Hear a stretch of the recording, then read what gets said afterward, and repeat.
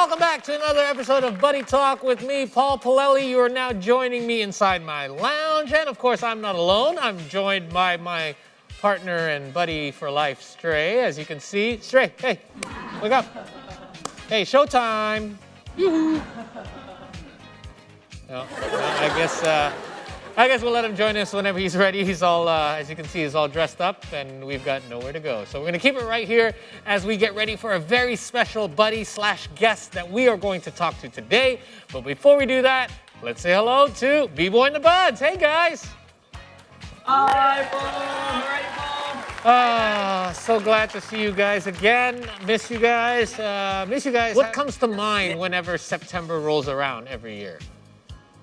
I remember one song, two songs maybe. Ooh. An old song. Okay. Like this. Sing it. Yeah. September ceria milik kita berdua. Is that an old song? Another song. Oh, another one. Give me another one. Do you remember? Yeah. Yes. 21st night. September. Oh. That's it? What a tease. I thought you were going to do the whole thing. I love that song. Yeah, it reminds me how old I am. Not just because it's September, but because that song came out in the 70s. Hey! What are we talking about? What are we talking about? Does this guy not do anything but sleep? Hi, boys! How are you? So, we were just talking about the month of September. What do you know about September? There's a song. Wake me up when September ends. You guys know that one. Hey. Wait, why are there so many songs about September? I know, September is Think is about one. it. Woo. So, for me, as an Indonesian, and I'm sure for many Indonesians, they share the same kind of feeling or experience that when September comes around, I'm sure many people remember the movie that was entitled Pengkhianatan G30 SPKI. I'm sure you guys know that, right, guys? It was called The Treachery of G30 SPKI. Yeah. You know it? What is that exactly? No, okay. I'm sorry, I grew up abroad. I mean, it's not something I'm proud of, that Okay. I'm not quite in tune with Indonesian Okay. history, but I'm learning every day. You Don't didn't- judge me. Okay, all right. I'm about to teach you a history lesson because right. you know what? Stay right here because we're now about to connect with somebody who Ooh. is more in the know and more experienced about this, way more than me. And without any further ado, let us now connect with our special guest. He is the son of a revolutionary hero, the late Major General Sutoyo. Please welcome and give a warm welcome and say hello to the Indonesian ambassador to the Philippines, the retired Lieutenant General Agus Widjojo. Hello, Your Excellency. Agus. Hello. Yes, in the Philippines here, it's good morning. Oh, it's good morning. It's still morning over there. Right. Thank you for joining us, by the way. Thank you for inviting me. Okay, before answering Karina's curiosity, I would like to know the latest update from you. Now that you have served as the Indonesian ambassador to the Philippines for almost a year now, it was very interesting to me, Pa, that President Marcos chose Indonesia as his first state visit as president. He had just taken office not so long ago. How much was your involvement in regards of making this whole thing happen, in regards to President Marcos deciding that Indonesia would be his first visit? You must have had a part in this. First of all, of course, the Indonesian government would be honored if President Marcos Jr. visit Indonesia as the first country amongst the ASEAN states since he was inaugurated as the President of the Republic of the Philippines. Then also came the intent through the Department of Foreign Affairs from the Philippines addressed to the Indonesian government through the embassy, of course, that the intent of President Marcos that it was his intent to visit Indonesia as the first country to be visited, and also the requirements from the diplomatic procedural requirements. For instance, that would require an invitation from the President of the Republic of Indonesia, Right. And that would be considered very highly or strongly by the President of the Philippines. which would lead into the decision of President Marcos Jr. as to how he would plan his initial visits, the first visit since he was inaugurated as the President of the Republic of the Philippines. Correct. Very special indeed. Wow, for sure. Now, Your Excellency, you've done some remarkable things, especially with the diplomatic relations between Indonesia and the Philippines as your role as an ambassador. But as a retired Army officer, what are some strategies in the military that you think can be applied within diplomacy? Excuse me. I think what would be universal in any position is that except when you are facing machines, computers, you will always be facing people. So there will always be people-to-people relations, Yeah. although it is part of the management of the organization, whether it is in the military or in the embassy. As we also notice, although we are in the era of digitalization, the competence required is not to make people resemble or copy the competence of the machine, Right. or making machines out of people, but the required competence would be soft power and people-to-people relations. And secondly, also a decision-making process. Although in a very different situation, where in the military you require fast decision-making process, in the diplomatic realm, it is a diplomatic process which requires patience in facing negotiations. Although in the end, it is still to be addressed to support achieving the national interest. And in negotiations, tomorrow is another day. Yep. Right. Could not I like agree that. with you more, Pa Agus, Yeah. because if the pandemic taught us anything, is that human-to-human relations are so important. When we lost that, and we had to wear a mask, we kind of still do, and we have to communicate online, we lost that human touch. And I do believe that diplomacy really needs that human-to-human interaction as well. During your time as the governor of the National Resilience Institute, near the tail end, because of the pandemic, many of your members actually passed away. How difficult and challenging was that for you? Yes. It makes me feel a feeling of grief. And to succeed in leadership, it is not like in the English Premier League to be able to buy the most expensive and competent football players. Right. But it is to do, not to choose the best players, but to give the best output of the personnel that we have. We do not have the luxury in any organization to choose the best personnel like in a professional soccer team. True. But what they are given to us, we have to seek or to look with the best output possible out of the personnel that we have. I think in completely the end, agree.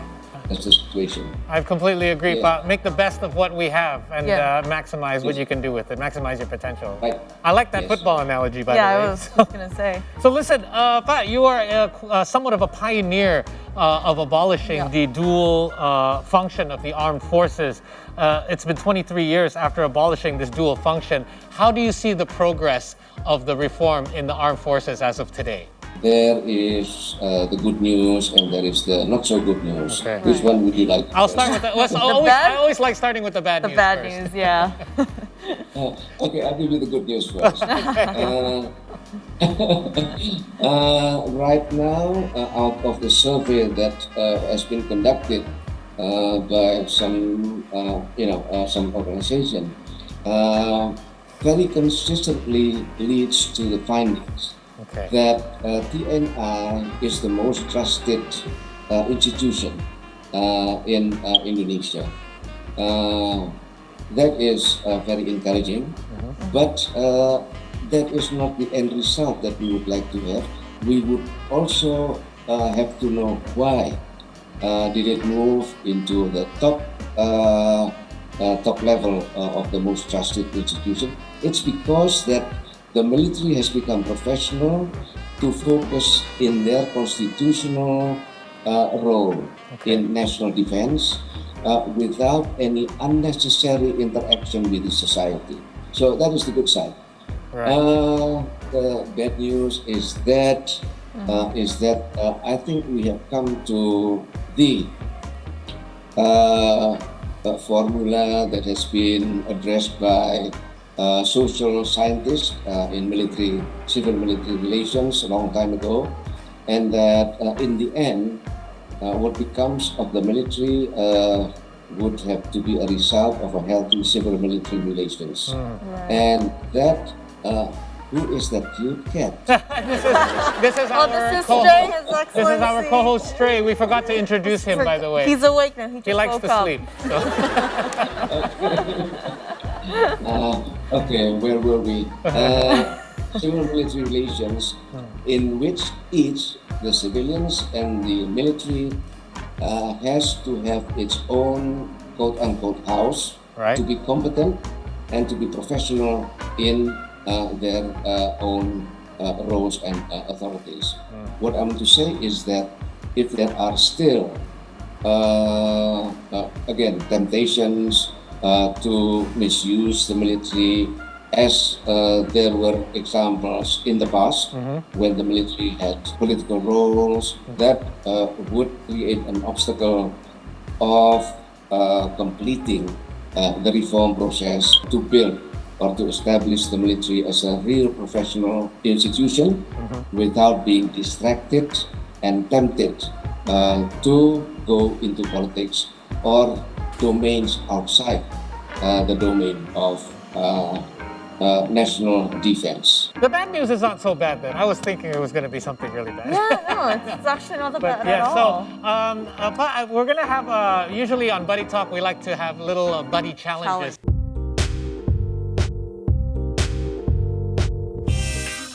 Karina has prepared three names Three that names she's for going to you, present sir. to you. And each of those names, when she says the name, we would like you to describe this person in 3 words. So you can choose 3 words to describe the following people that Karina will present Yes. to you. Are you ready? Are we ready, sir? Okay.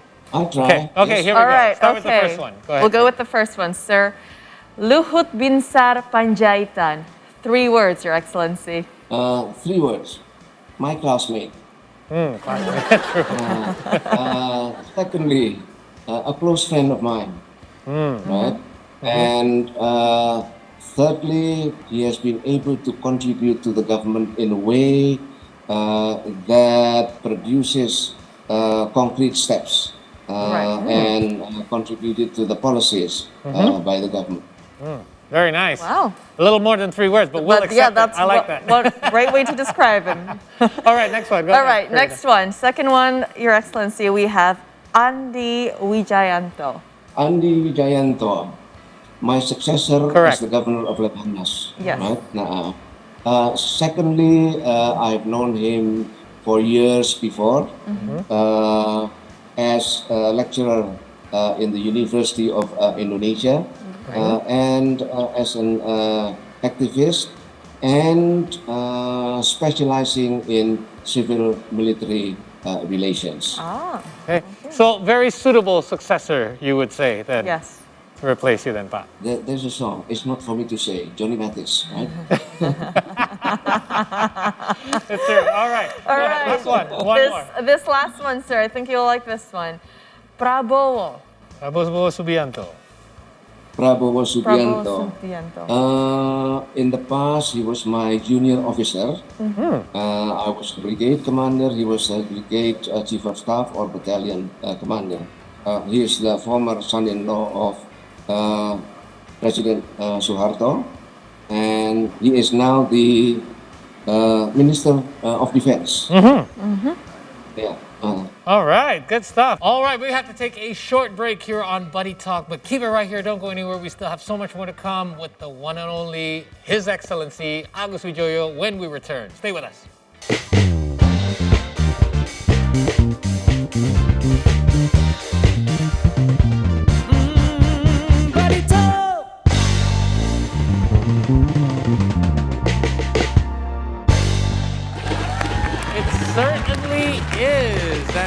welcome you back to Buddy Talk, still with me, Paul Palelli. We've got Karina in the house, we've got Stray on the couch, and we're still chit-chatting with His Excellency, the Ambassador of Indonesia to the Philippines, Mr. Agus Widjojo. We have some more questions for you because it is the month of September. And, you know, you are one of the very important historical witness. Yep. What is it like for you to experience September every year, every time it comes around? So again, it's the title of a movie in the past, Come September. Oh, you weren't born yet. No, right. It was Susan Blanchett, the actress. Okay. Come September. This would be a sort of a noisy market that can be used, that can be made very noisy with an issue that actually to be made as a popular issue to support some limited or political interest. Where in fact the task that we have to make is how does the nation and society move on from this tragedy of 1965 and not to create a noise that is a repetition of the noise in 1965. Right. We are in Indonesia in 2022. So let's look in reflection the tragedy in 1965 from Indonesia in 2022. Most of those who have interest and related to the tragedy still sees the tragedy in their role as they were or in their perspective in 1965, which means that this society, the public in Indonesia right now, is still the society of Indonesia in 1965. Right. Because we have not been able to move on and try to find a reflective perspective to move on and to find solution to the best interest of the society and of the nation. Right. So there is this biography by somebody I think you're familiar with. His name is Hasan Wirayuda. It's called How Can a Soldier Think? He calls you in that biography a man of peace and reconciliation. So my question to you is, sir, how is it that you are able, I mean, you talk about moving on, how are you able to release and let go of grudges that is related to this tragedy that has claimed the life of your father? First of all, is my gratitude to Pak Hasan Wirayuda. Yeah, I hope I can live up to his expectation. Of course, as a son,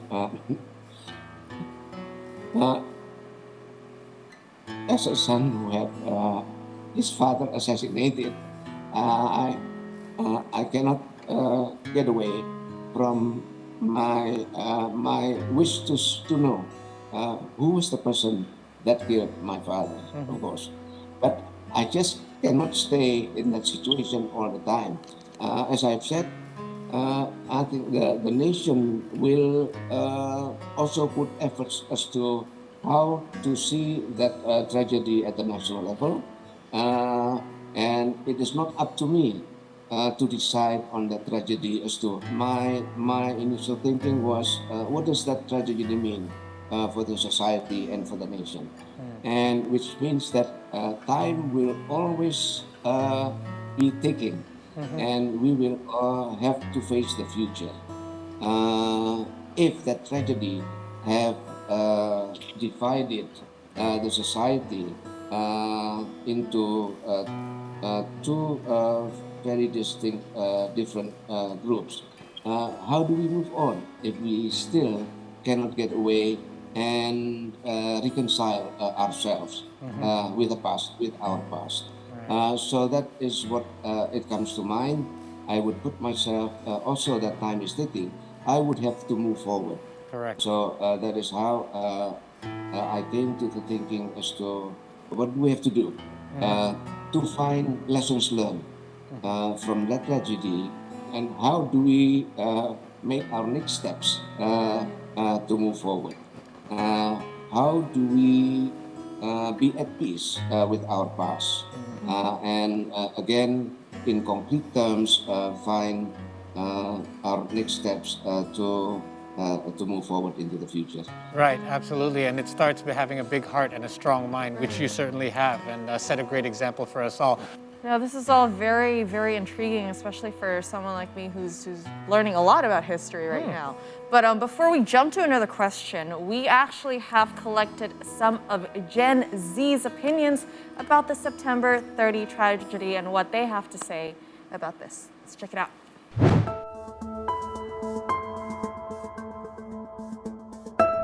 Peristiwa G30S itu peristiwa penculikan dan pembunuhan jenderal-jenderal. G30S itu gerakan yang diadakan tanggal 30 September dan diperingati sampai sekarang. Saya tahunya sedikit, jadi yang saya tahu itu G30S PKI itu tentang pembunuhan berantai yang sangat kejam. Pak Agus, you mentioned a lot about how we should always look forward and we should always learn to let go to move on. Now, I've got Karina here beside me. She's very young. Are you Gen Z or Gen? I'm in between, actually. Okay, so millennial, Gen Z. Zennials. There's just Zennial. So there's a lot, a new, younger generation. So in your opinion, Your Excellency, how do you think the history of the 30th September should be taught to this younger generation that doesn't know much about it at all? First of all, is not directly jumping into the sort of question who's wrong and who's right. Okay. But trying to see what were the causes of the tragedy. Why did it happen? And try to find lessons learned from the tragedy. So it's more, the foundation would be at the educational level, not at the judgmental level of trying to say who was and who's right, but the education level as to why did it happen and what caused it to happen and how to avoid those situations so that it should not happen again during our time or into the future. So I think that is what is most important, and that is we have to be true because any tragedy with great violence, I don't think that it was caused solely by one party of doing the wrong part. That sort of situation has to come to a certain extent. The interaction between the parties involved or the related parties. So each party has to be open to look into themselves, making a study into themselves, what they did wrong, so that the situation came to a point where it exploded into the tragedy. Right. A solution cannot be reached just by finger pointing to the party, the opposite party. So first thing that we should have to be able to do, and that reconciliation is a cultural situation that requires a consensus as to how we see the past, to position the past, and to be at peace with the past. So I think the most important level is the educational level as to what can we learn from the tragedy. After that, that can come, let's say, automatically. For instance, the sanctions, the things that we have to, or the government has, we have to pay to the victims, for instance, that will come after we come to agree of how to reconcile. Right. So again, it's the education process that is most important. Very much agree with you, sir, and we hope that the recent decisions taken by Pak Joko Widodo and the government in regards to non-judicial reforms will help the transition along. Sir, we thank you so much for your time. We know you're a busy man and you have to go about your day, so we do thank you for joining us on this episode of Buddy Talk. We wish you nothing but the best of health and success in the near future, and we hope to be able to check with you again soon. Thank you. Take care. Have a great day, Your Excellency. Stray says goodbye too, by the way. Bye-bye. Stay safe, bye. That's right. That was His Excellency, the Indonesian ambassador to the Philippines, retired Lieutenant General Agus Widjojo. It was certainly a very enlightening conversation. Very inspirational. And I hope that you, Karina, of what is your generation again? Zennial. You, whatever it is, need to brush up on your history, as the Lieutenant General, His Excellency, said. Brush up on your knowledge. Yes, so sir. That you can lead us to a better future. Amen. Oh gosh, my goodness, I can't believe the future's in your hands. Anyway, in the meantime, it's time for us to say goodbye. So on behalf of all of us here from Team Buddy Talk, as well as Stray, as well as Karina, we'd like to say goodbye. Don't forget to tune into Buddy Talk each and every Saturday and Sunday night at 8 p.m. only on See Today. My name is Paul Palelli, signing off for now. We'll see you next time. Bye-bye. B-Boy, bring us home. Indonesia Tanah